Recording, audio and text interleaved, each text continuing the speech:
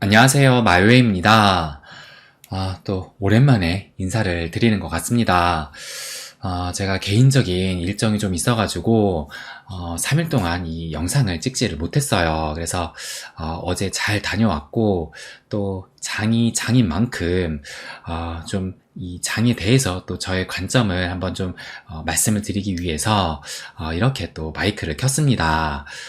그래서 또 제가 없던 이 3일 동안 참 많은 일이 발생을 했어요. 그래서 아마 여러분들이 걱정을 하시는 것은 계속 좀 이 하락이 좀 깊어지고 있기 때문에 그 부분을 상당히 걱정하지 않을까, 그렇게 또 생각이 됩니다.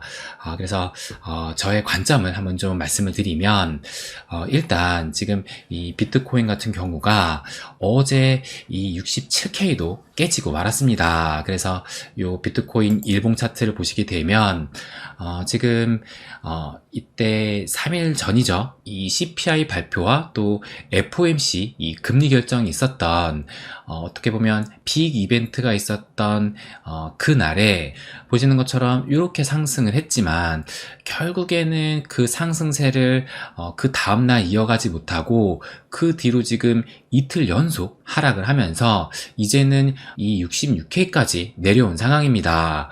그런데 제가 어제 저희 회원님께 그 시장을 또 체크했을 때만 해도, 그러니까 이때가 오후, 그러니까 밤 11시가 넘었던 시간인데, 이때만 해도 보시는 것처럼 이 비트코인이 67K를 보이고 있었고, 그래서 제가 이때 뭐라고 말씀을 드렸냐면, 이 차트를 보시는 것처럼 이때만 해도 어제 일봉이 이렇게 양봉을 보이고 있었는데, 그런데 제가 단기적인 관점으로 이렇게 좀 추가적인 하락을 염두해야 될 것으로 보인다라고 말씀을 또 드리기도 했습니다. 그래서 그 이유를 뭐라고 말씀을 드렸냐면, 여기에서 말씀을 드린 것처럼 이 비트코인이 반등할 수 있는 그 결정적인 계기였을 때, 그러니까 CPI 발표와 FOMC 금리 결정이 있었던 그 날에, 뭐 여러분도 기억을 하시겠지만 이 CPI가 발표가 됐을 때만 해도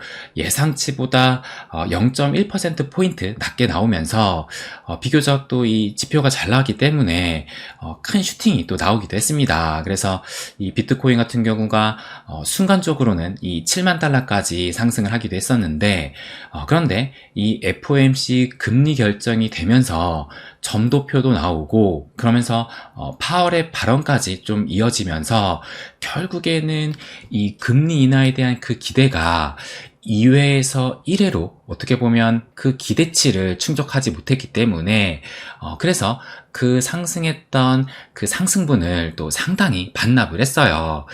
그래도 그날의 일봉은 상승으로 또 마감을 했지만, 그래서 중요한 것은 그 다음날에 그 상승세를 좀 이어가느냐, 그것이 문제였는데, 그런데 그 반등세를 살리지 못하고 오히려 더 하락을 하면서, 보시는 것처럼 지금 이때가 그 이벤트가 있었던 날이고, 그 다음날 보시는 것처럼 이 반등의 그 상승세를 이어간 것이 아니라 오히려 지금 이때 그 전날의 시작가보다 오히려 더 하락을 하면서 마감을 했기 때문에 이것이 반등세가 깨졌다라고 볼 수가 있는 것이고, 그리고 또 하나 결정적이었던 것이 뭐냐면, 어제 이 시간에 이 달러 지수를 보게 되면 제가 이 달러 지수를 좀 굉장히 좀 중요하게 말씀을 드리고 있어요.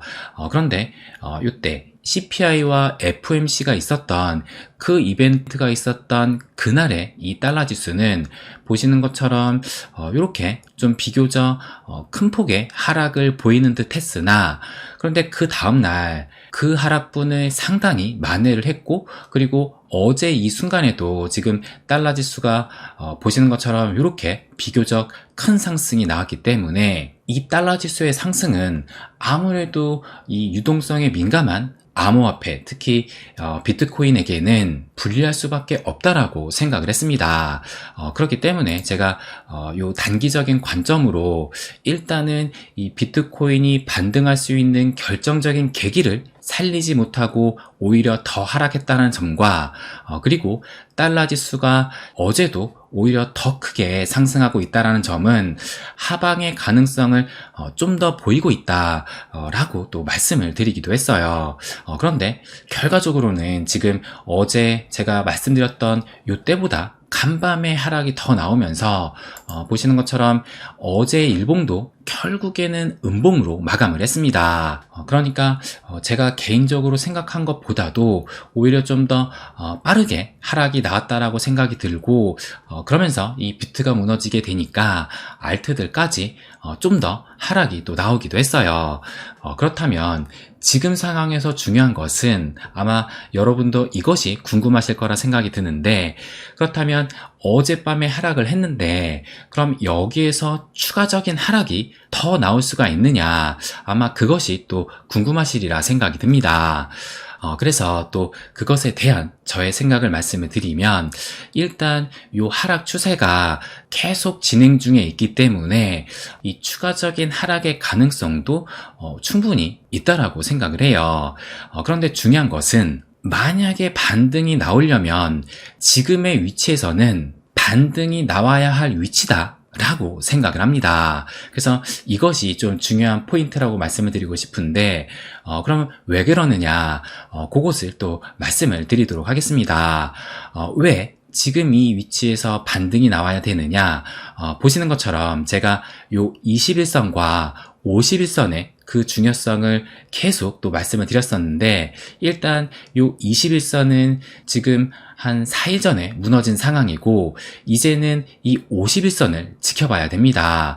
그런데 어제 간밤에 보시는 것처럼 요 51선을 한때는 또 깨면서 이 65K까지 터치를 하긴 했지만 그래도 채차 좀 어느 정도는 말아 올리면서 요 51선인 대략적으로 그 가격이 한 66K인 요 51선 위치에서 어제 일봉을 또 마감을 했어요. 그래서 지금도 거의 지금 이 51선에 맞닿아 있다라는 것을 알 수가 있습니다. 그래서 이 51선을 지지를 받는 이 위치가 중요한 반등 포인트라고 볼 수 있다라고 말씀을 드리고 싶고, 또 하나가 뭐냐면 요것을 보시게 되면 요것은 비트코인이 조정 장세를 시작을 했던 그 3월 달부터 지금까지의 요 하락 채널을 보이고 있는 것인데, 그래서 지금 요때 그러니까 5월 20일에 비교적 큰 슈팅이 나오면서 이 하락 채널을 돌파를 했지만 그 이후로 지금 뭐